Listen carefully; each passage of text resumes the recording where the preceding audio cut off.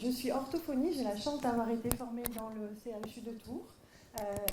Une des particularités de ce CHU, à mon sens, alors j'ai été formée il y a plus de 25 ans, c'est de toujours penser à unir à la fois la clinique et la recherche.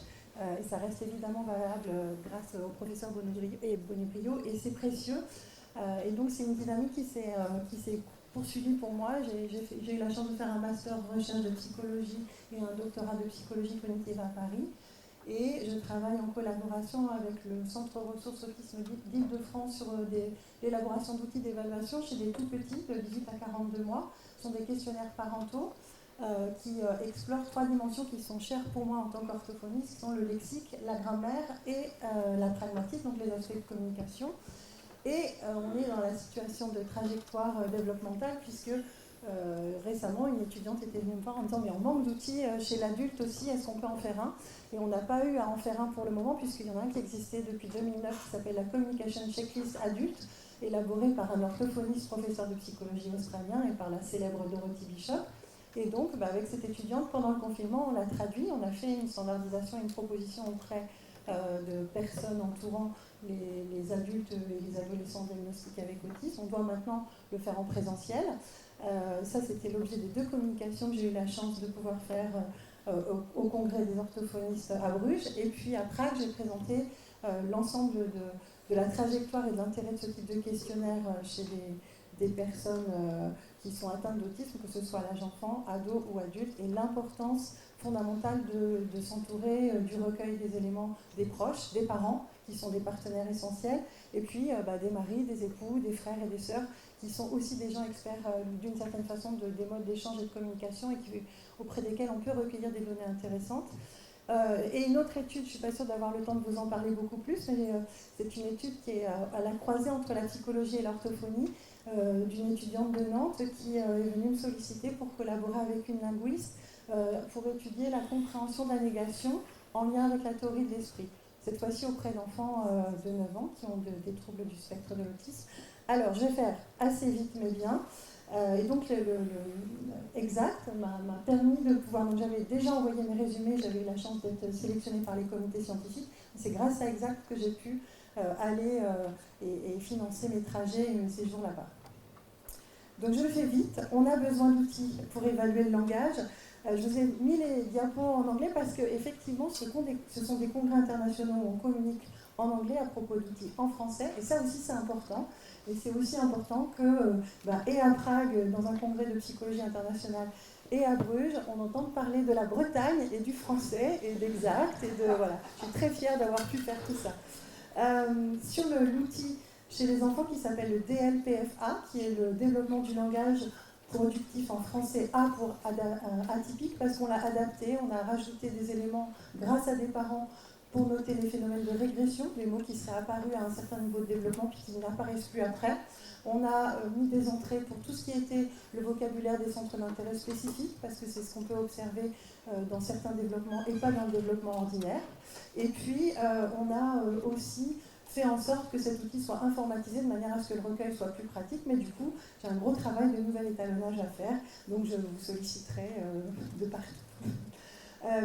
La CCA, donc elle, comme je vous l'ai déjà dit, a déjà été élaborée, nous on l'a traduit et on l'a proposé en ligne pendant le confinement. Donc pour le DLPS, c'était juste pour avoir une petite idée du travail conséquent des étudiants sur lesquels j'ai vite allé pour les remercier. Plus de 5000 contacts avec des infographies, 118 enfants online, plus de 2000 contacts par rapport à des parents d'enfants avec des troubles du spectre de l'autisme, et on arrive à 14 enfants, 14 parents qui répondent, et c'est 6 enfants qui ont aussi reçu une évaluation grâce au VBMAT, parce que désormais, on essaie de faire une comparaison des 2 outils pour avoir une idée de la complémentarité des évaluations directes et indirectes. Je vais vite, mais en gros, ce qu'on trouve, c'est quand même des particularités intéressantes sur le vocabulaire. Par exemple, on a une explosion lexicale assez connue dans le développement ordinaire, qui est là, mais plus tard. Et puis on a la présence d'un vocabulaire lié aux intérêts spécifiques, qui est très présente aussi. Donc, la notion de vocabulaire réduit, pour moi, elle est à nuancer. Je parlerai plus de disharmonie. C'est pas le même type de développement, mais c'est là aussi, et c'est ça qui est intéressant. En tout cas, quand on est orthophoniste et qu'on travaille sur le développement langagier, c'est précieux d'avoir des lignes de base qui ont été faites en lien avec ce qui est observé à la maison aussi. Plus de difficultés à acquérir des flexions temporelles. Donc vous voyez, c'est très précis, hein, on voit ce qu'il en est de l'utilisation du passé composé, qu'on n'a pas en anglais par exemple dans des outils qui vont être traduits. On a la longueur moyenne des énoncés, et puis on a, là j'ai pas tout mis, hein, mais on a la complexité des phrases, et on sait qu'en français la grammaire c'est quelque chose. On a aussi par exemple tous les mots grammaticaux qui peuvent être là ou pas, et donc quand on est orthophoniste ça fait des cibles très très concrètes de remédiation.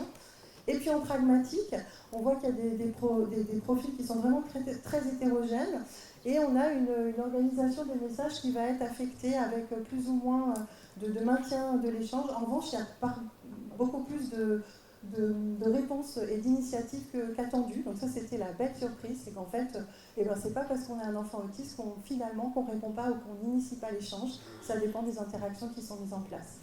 Alors, donc, je vais vite par rapport à ça, mais l'idée, c'était qu'effectivement, on n'a pas assez encore de répondants et qu'il faut le développer, et puis qu'on a vraiment une perspective intéressante sur le fait de pouvoir proposer cet outil-là en ligne gratuit, aussi pour étudier d'autres types de développement atypiques.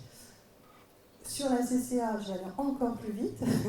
Donc, il y avait plein de critères qui étaient déjà établis. C'est un outil qui a déjà été édité par Pearson, et on espère qu'il le sera aussi en français.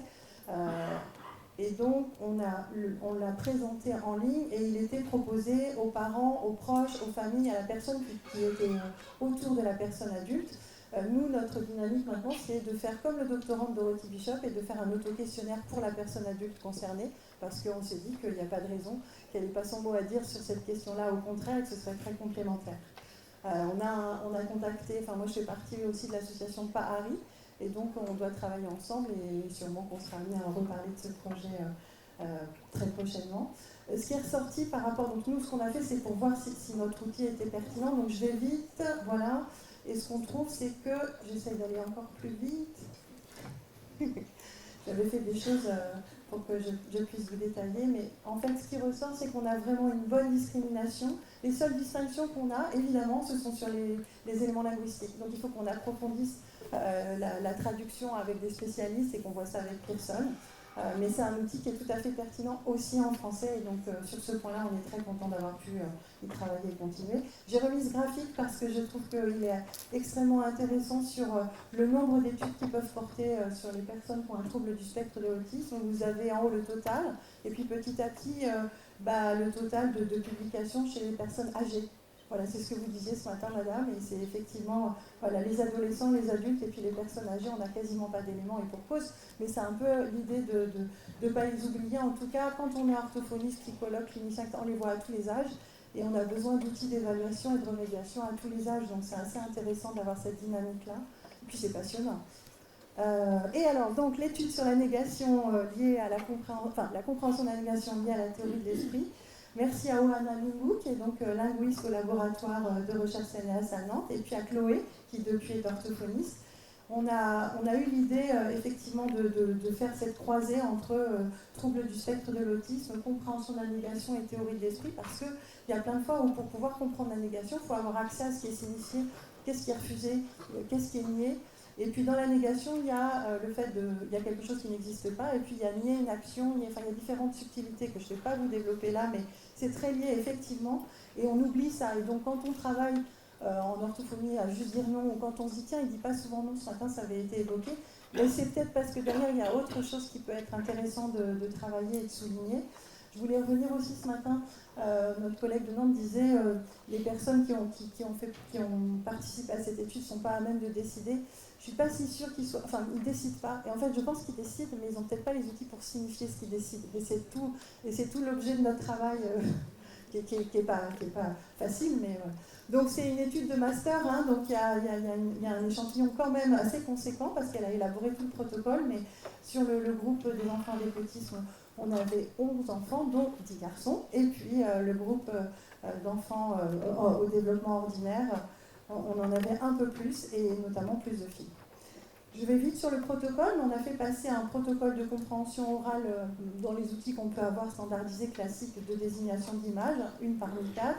On a élaboré, Chloé avec Ohana et moi-même, mais surtout elle deux, élaboré un protocole de désignation par rapport à la compréhension de négation. On a croisé, on a fait attention aux fréquences, enfin voilà. C'est un master qui va faire l'objet d'une publication qui a été acceptée, qui est sous révision. Et puis on a repris de la part d'un article un protocole expérimental pour pouvoir faire une distinction entre la théorie de l'esprit dite de premier ordre et de second ordre. Donc dans le premier cas là, on a Delphine qui ne sait pas que Anne a bougé la balle. Donc il y avait une balle, la balle a été bougée dans le premier cas, Delphine elle ne sait pas. Donc Delphine quand elle revient, elle pense que la balle est toujours au même endroit. Et puis, dans la théorie de second ordre, il y a une autre histoire. Et donc, c'est une jeune femme, Bella, qui fait un cadeau d'anniversaire et qui demande un poisson rouge. Et puis, son père lui fait croire qu'il lui a acheté finalement un sac à main. Sauf que quand elle passe dans le garage, elle voit le poisson rouge. Et donc, le papa va croire que Bella pense qu'elle va vraiment avoir un sac.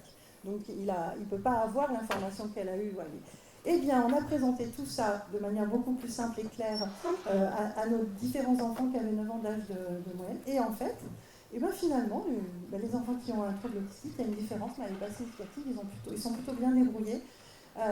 On avait vraiment une différence, mais rien de significatif. Ce qui était intéressant, c'était qu'on a trouvé des corrélations entre la compréhension et la théorie de l'esprit de deuxième ordre, qui elle était significative, mais bon, vu l'échantillon et vu tout ce qu'on a exploré, mais ça veut dire qu'on tient quelque chose à approfondir.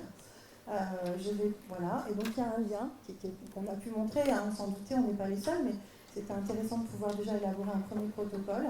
Et enfin, toute l'équipe de toutes les orthophonistes qui sont passées par les protocoles de DLPF, et puis Chloé qui n'est pas sur la photo mais qui elle a travaillé sur la compréhension de la négation. Lucie, c'est celle qui est venue me voir en me disant mais puisqu'il n'y a pas d'outil, on n'a qu'à en faire un. Et donc je parlais avec ma collègue orthophoniste tout à l'heure et on se disait que oui, en fait, entre clinique et recherche, c'est un peu une des choses qu'il faut qu'on arrive à faire entre tous les paramédicaux, les psychologues et les médecins, de réussir à faire des plateformes de recherche pour faire cette chose-là. Et c'est une des choses qui a été soulignée au congrès d'orthophonistes. Il y a une plateforme en Angleterre qui croise les données, qui croise les pratiques cliniques de manière à avoir une clinique fondée sur les données probantes très efficace. Donc merci au financement exact et à bientôt. Merci.